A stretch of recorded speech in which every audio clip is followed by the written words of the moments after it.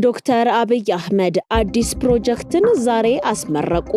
37ቱ ሰዎች በማን ተገደሉ? አዲሱ የትግራይ ሹመት እነማንን አካተተ? የምርጫ ውጤት መቼ ይፋ እንደሚሆን ታወቀ? ፕሬዝዳንቱ ይፋዊ የሥራ መልቀቂያን ጠየቁ። ሰላምና ጤና ለእናንተ ይሁን። የተወደዳችሁና የተከበራችሁ የሐቅና ሳቅ ሚዲያ አድማጮቻችንና ተመልካቾቻችን የዕለቱን ወሳኝ መረጃ ይዘንላችሁ ቀርበናል። የሀገር ውስጥና የውጭ መረጃዎችን አጠናቅረን ወደ እናንተ የምናደርስ ይሆናል። እነሆ በመንግስት 30% ድርሻ በሚገነባው ፕሮጀክታችን ላይ በአንድ ዓመት ልናስረክቦት በመርካቶ ተክለ ሃይማኖት ላይ ዘመናዊ የንግድ ማዕከል ይዘንሎት መጥተናል። በአራቱም አቅጣጫ የተሟላ እይታ ባለው የንግድ ማዕከላችን ላይ ከ660 ሺህ ብር ቅድመ ክፍያ ጀምሮ ወይም ደግሞ ከ2.2 ሚሊዮን ብር ሙሉ ክፍያ ጀምሮ እየሸጥን እንገኛለን። ምን ይሄ ብቻ! የንግድ ሱቃችን በኔት ኤሪያ ብቻ ያለምንም ተጨማሪ ክፍያ በ11 ካሬ፣ በ16 ካሬ፣ 22 ካሬ እንዲሁም 32 ካሬ አማራጮች እየሸጥን እንገኛለን። በቂ የፓርኪንግ አገልግሎት፣ የሰውና የዕቃ ሊፍት፣ 24 ሰዓት የተሟላ የጥበቃ አገልግሎት፣ ይህ ሁሉ በመርካቶ ተክለ ሃይማኖት ከተጨማሪ 20% ልዩ ቅናሽ ጋር ከታች ባለው በድርጅቱ ስልክ ቀድመው በመደወል ካሉን ውስን ሱቆች የድርሻውን ይውሰዱ። ሜሪት ፕሮፐርቲስ።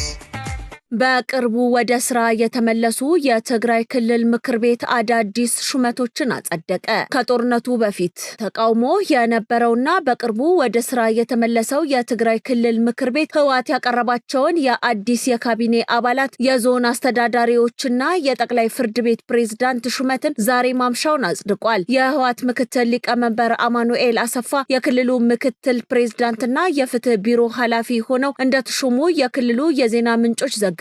70% ያህሉ የካቢኔ አባላት ከህወሓት የተውጣጡ ሲሆን 30%ዎቹ ከተቃዋሚ ፖለቲካ ፓርቲዎችና ከምሁራን የተውጣጡ እንደሆነም ነው የተገለጸው። በተመሳሳይ ወልደ አብርሃ ገብረ ጻዲቅ የሰሜን ምዕራብ ዞን ዋና አስተዳዳሪ፣ ሽሻይ ግርማይ የማዕከላዊ ዞን ዋና አስተዳዳሪ፣ ዝናቡ ገብረ መህድህን የደቡብ ዞን ዋና አስተዳዳሪ፣ ግዳይ አዝናው የምዕራብ ዞን ዋና አስተዳዳሪ፣ ፍስሐ ኃይላይ የምስራቅ ዞን ዋና አስተዳዳሪ እንዲሁም ከለሊ ሀጋዚ የደቡብ ምስራቅ ዞን ዋና አስተዳዳሪ ሆነው እንደተሾሙም ዘገባዎች ጠቅሰዋል።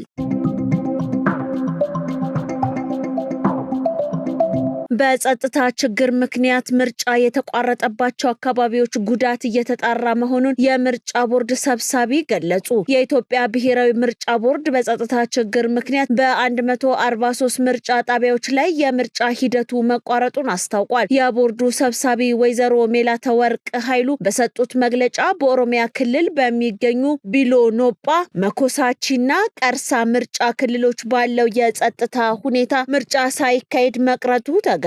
በቢሎ ኖጳ የተፈጠረውን ችግር ተከትሎ ድምጽ የመስጠት ሂደቱ በማግስቱ እንዲከናወን ቦርዱ የወሰነ ሲሆን በመኮሳቺ ግን ችግሩ በመቀጠሉ ምርጫው አልተከናወነም ተብሏል። በአማራ ክልል በኩታበር ምርጫ ክልል ከነበሩ 19 ጣቢያዎች ውስጥ በ15ቱም ድምጽ መስጠት የተቻለ ሲሆን በተቀሩት 4 ጣቢያዎች ግን ምርጫ ሳይካሄድ ቀርቷል። የጸጥታ ችግር በተፈጠረባቸው አካባቢዎች ስለደረሰው የጉዳት መጠን የተጠየቁት ሰብሳቢዋ የተፈጠረውና የደረሰው ጉዳት በዝርዝር የሚጣራ ነው የሚሆነውም ብለዋል። የንብረት መውደምና መቃጠልን በተመለከተ ያልተጣሩ መረጃዎችን ከመስጠት በመቆጠብ የደረሰውን ጉዳት ምንነትና መጠን ሙሉ ለሙሉ አጣርቶ ቦርዱ ምላሽ እንደሚሰጥም ነው ያስገነዘቡት።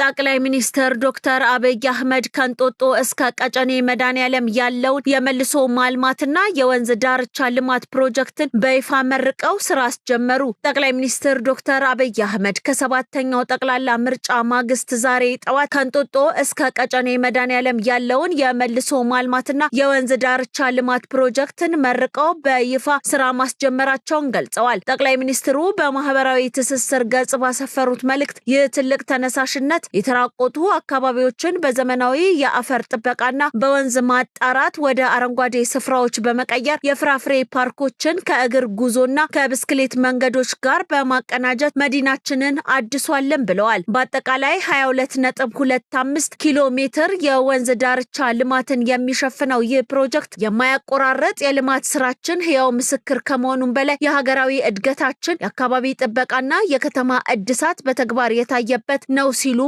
አክለዋል።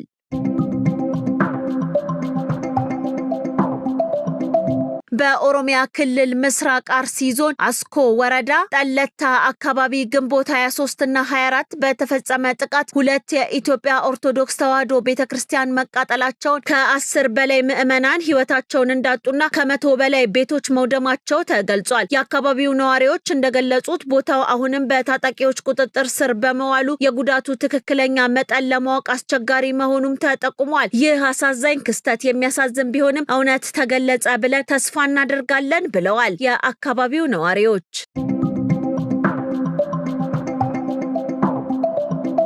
በብሔራዊ ምርጫ ቦርድ የጊዜ ሰሌዳ መሰረት የሰባተኛው ጠቅላላ ምርጫ የተረጋገጠ የመጨረሻ ውጤት ከግንቦት 27 እስከ ሰኔ 2 ቀን 2018 ዓ.ም ባለው ጊዜ ውስጥ ይፋ ይደረጋል። ይሁን እንጂ አጠቃላይ ውጤቱ ከመታወቁ በፊት ከዛሬ ማክሰኞ ግንቦት 25 ቀን 2018 ዓ.ም ጀምሮ በየምርጫ ጣቢያዎቹ ላይ ጊዜያዊ ውጤቶች መለጠፍ ጀምረዋል። በተመሳሳይ ከግንቦት 25 እስከ ግንቦት 29 ቀን 2018 ዓ.ም ድረስ በምርጫ ክልሎች ደረጃ ጊዜያዊ ውጤቶች ይፋ እንደሚደረጉም ተብራርቷል። ምርጫ ቦርድ ከየምርጫ ክልሎቹ ውጤቶችን የመረከብ ሂደቱን ከግንቦት 26 እስከ ሰኔ 1 ቀን 2018 ዓ.ም ድረስ የሚያከናውን ሲሆን ከምርጫው ዕለት ግንቦት 24 ጀምሮ እስከ ሰኔ 2 ቀን 2018 ዓ.ም ድረስ ባለው ጊዜ ውስጥ ማንኛውም አይነት ቅሬታዎችን የመቀበልና የማስተናገድ ስራ እንደሚሰራም ተገልጿል።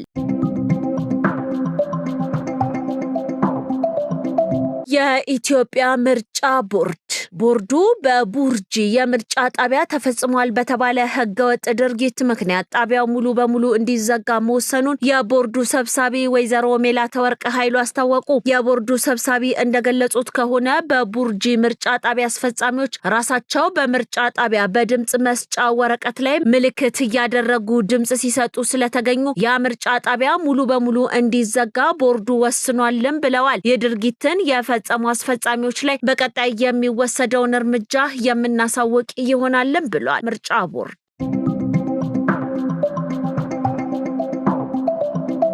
በጎንደር የምርጫ ጣቢያዎች ጊዜያዊ ውጤት መለጠፍ ተጀምሯል። በጎንደር ከተማ በሚገኙ የምርጫ ጣቢያዎች የድምጽ ቆጠራ ተጠናቆ ጊዜያዊ ውጤት መለጠፍ ተጀምሯል። በትናንትናው ዕለት በተካሄደው 7ኛ ጠቅላላ ምርጫ በጎንደር ከተማ በሚገኙ የምርጫ ጣቢያዎች ህዝቡ በነቂስ ወጥቶ ድምጽ መስጠቱ ይታወቃል። በዚህም መሰረት በከተማዋ በተለያዩ የምርጫ ጣቢያዎች የድምጽ ቆጠራ ሂደት የተጠናቀቀ ሲሆን ጊዜያዊ ውጤቶችን በምርጫ ጣቢያዎች ተለጥፈዋል።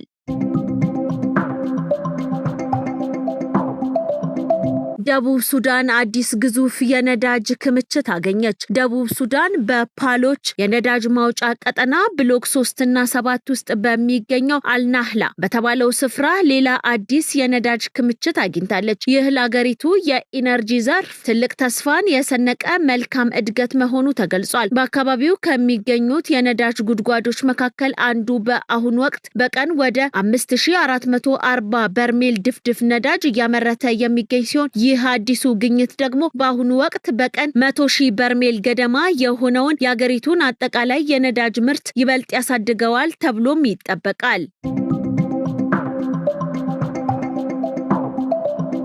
የኢራኑ ፕሬዝዳንት ማሱድ ፔዝሽኪያን ለሀገሪቱ የበላይ መሪ ጽህፈት ቤት ይፋዊ የሥራ መልቀቂያ ደብዳቤ ማስገባታቸውን ለጉዳዩ ቅርብ የሆኑ ምንጭ ለኢራን ኢንተርናሽናል ገለጸ። እሁድ ዕለት በተላከው በዚህ ደብዳቤ ላይ ፕሬዝዳንቱና መንግስታቸው በሀገሪቱ ዋናና ወሳኝ የውሳኔ አሰጣጥ ሂደቶች ውስጥ ሙሉ በሙሉ መገለላቸውን ፔዝሽኪያን አጽንኦት ሰጥተውበታል። በዚህም ምክንያት በተፈጠረ ክፍተት የኢስላማዊ አብዮት ጥበቃ ጦር ውስጥ ያሉ ጽንፈኛ አንጃዎች የሀገሪቱን ጉዳዮች እንዲቆጣጠሩ እድል እንደተሰጣቸው ምንጮች ጠቁመዋል። ፕሬዝዳንቱ አክለው በእንዲህ ያለ አስቸጋሪ ሁኔታ ውስጥ መንግስትን መምራትም ሆነ ህጋዊ ኃላፊነታቸውን መወጣት እንደማይችሉ በመግለጽ በአስቸኳይ ከስልጣናቸው ለመልቀቅ መጠየቃቸውን አስታውቀዋል።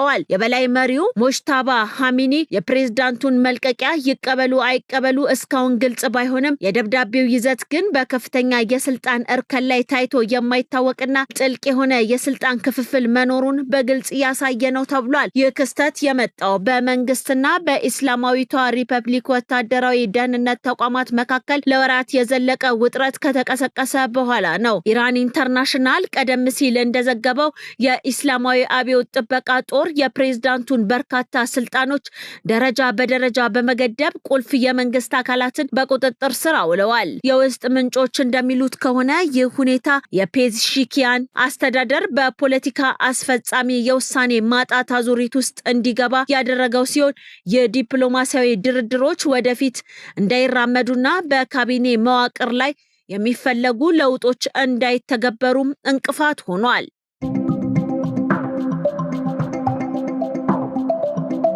ኢራን ቤሩትን ከከፍተኛ የእስራኤል ጥቃት ታድጋታለች። እስራኤል በትናንትናው ዕለት በቤሩት ላይ መጠነ ሰፊ ጥቃትን ለመፈጸም ዜጎች ከአካባቢው እንዲወጡ ጥሪ አቅርባ ነበር። ይህንን ተከትሎም ኢራን በሰሜን እስራኤል የሚገኙ ዜጎች አካባቢውን ለቀው እንዲወጡ ማስጠንቀቂያ አወጣች። ኢራን በመግለጫዋ ላይ በሰሜን እስራኤል የሚገኙ ዜጎች በአስቸኳይ ቦታውን መልቀቅ ካልቻሉ በምታደርገው ጥቃት ተጎጂ ይሆናሉ በማለት ገልጻለች። በዚህ መሃል የአሜሪካው ፕሬዝዳንት ዶናልድ ትራምፕ እና ኔታንያሁ ስልክ ተደዋውለው በሁለቱ መካከል በተደረገው የስልክ ልውውጥ የአሜሪካው ፕሬዝዳንት ዶናልድ ትራምፕ እስራኤል በቤሩት ላይ ልትፈጽም የነበረውን ጥቃት በአስቸኳይ እንድታቆም አድርገዋል። በዚህ መሰረት ኢራን ቤሩትን መታደግ ችላለች። የተከበራችሁና የተወደዳችሁ የሀቅና ሳቅ ሚዲያ አድማጮችና ተመልካቾቻችን የዕለቱ ወሳኝ መረጃ የተከታተላችሁትን ይመስል ነበረ። የሀቅና ሳቅ ፕሮግራሞች አሁንም እንደቀጠሉ ናቸው። ጥሩ ጊዜ ይሁንላችሁ።